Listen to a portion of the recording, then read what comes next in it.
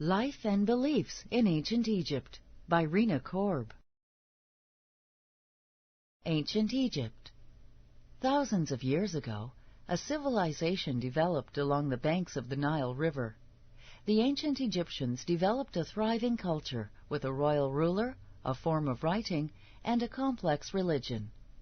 In the middle of the desert, the ancient Egyptians made use of the power of the Nile. They used its annual floods to make the soil fertile and provide water to irrigate the fields.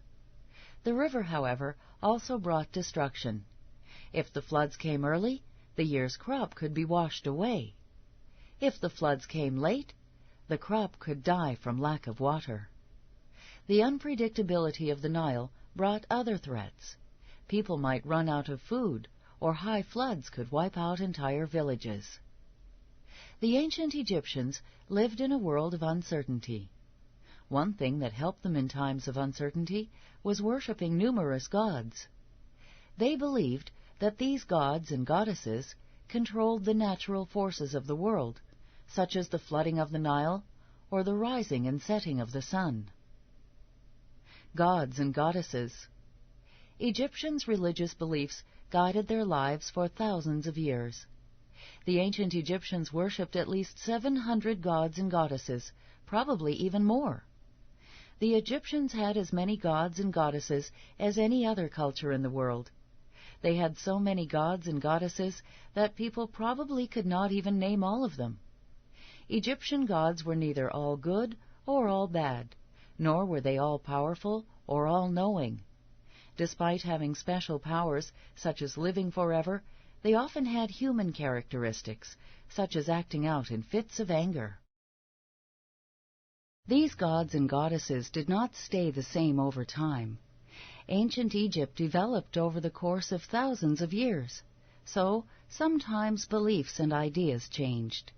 For instance, in the 1900s BC, two gods, Amun and Ra, merged to become one god and became known as Amun-Ra, or simply Ra.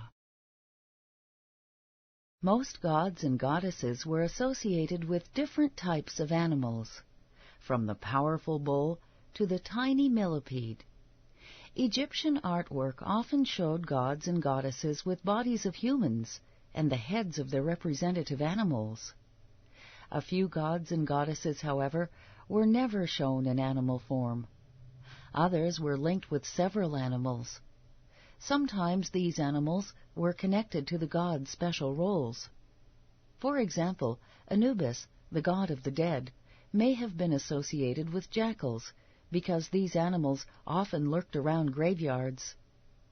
The gods and goddesses all had at least one special role, but often they had more than one. While Egyptians believed in numerous gods, some were more important than others. Amun-Ra was the sun god. Osiris was the god of the underworld, the place where people went after they died. From his home in the underworld, Osiris not only ruled the dead, he also ruled as a god of agriculture. His power allowed plants to grow and crops to flourish. Horus was the son of Osiris, and Egyptians believed he ruled Egypt as its first king.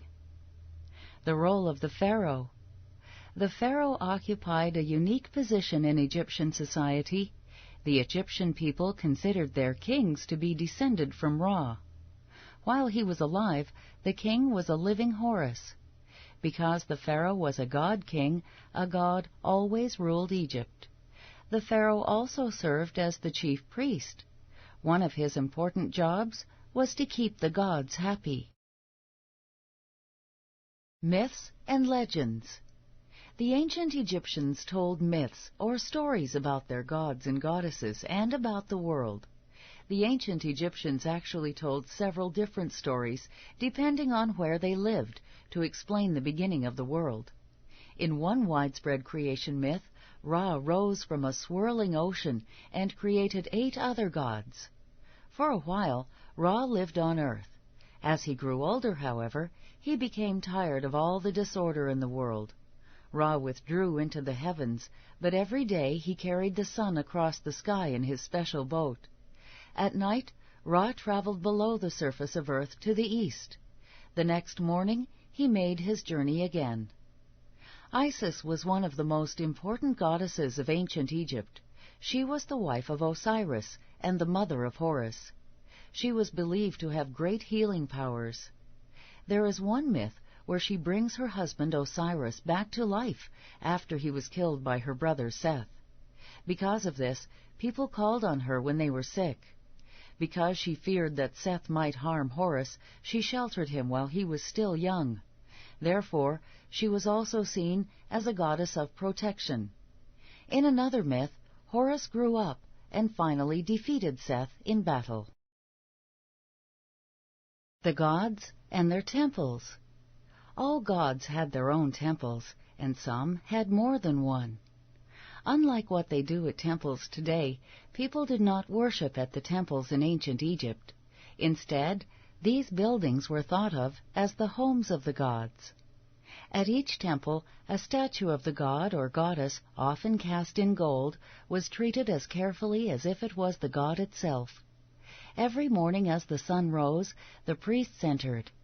"Awake in peace, great God," the singers chanted while the head priest opened the doors of the shrine, or holy place. The priest bathed and dressed the statue, draped it with jewels, and offered it fine food and drink. Throughout the day, the priest sang to the statue in praise and for the god's entertainment. The priests also presented the statue to important visitors. At sundown, the priest put the statue to bed by closing the doors of the shrine and leaving the temple. While farmers and laborers were not allowed inside the temples, from time to time they visited the temple courtyards to ask the gods for help. They often wrote their prayers on stones.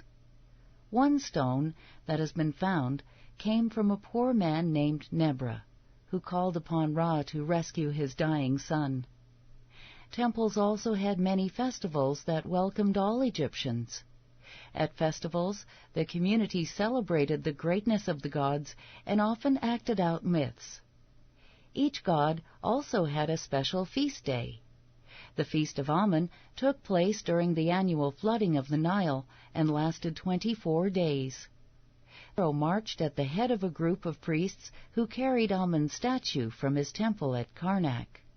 They placed it on a boat covered in gold, like the statue itself, and towed it to the temple at Luxor. Along the banks of the Nile, crowds gathered to watch, cheer, and celebrate. The afterlife and the underworld. Egyptians created a belief system in which death was not the end of life. It was only the start of another life, the afterlife. Egyptians believed that after death, the soul rose from the body where it lay at rest in the tomb. The soul then went on its journey to the underworld. The person faced many obstacles along the way, such as guarded doors, monsters, and fierce animals. To win the gods' help on this journey, the dead were believed to sing praises and hymns. At the end of the journey, the person faced judgment. To see if he or she was worthy of living in the next world, the god Anubis placed the person's heart on one side of a scale. A feather belonging to the goddess Ma'at was placed on the other side. Ma'at, Thoth, and Anubis then noted which side of the scale hung lower. If the person had done evil, the heart would weigh more than the feather. Instead of entering the underworld, the person would be devoured by a monster with the head of a crocodile. So life in the afterlife was not possible. If the person had not done evil, he or she would be taken to Osiris, enter the next world, and meet family and friends. The next world was like Egypt, only better. The making of mummies. Egyptians' beliefs shaped the practice of preserving dead bodies as mummies. Egyptians believed the soul was made up of several elements. The Akh was the part of the soul that went on to eternal life in the next world. However, the Ba and the Ka stayed behind in the tomb. they needed the physical body to exist. Therefore, Egyptians preserved the bodies of the dead as mummies.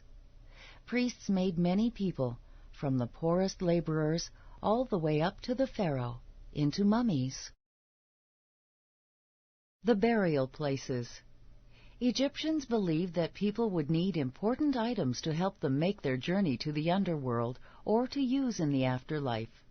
Egyptian tombs were filled with food and drink, clothing, tools, mummies of pets, whatever a person might need in the afterlife.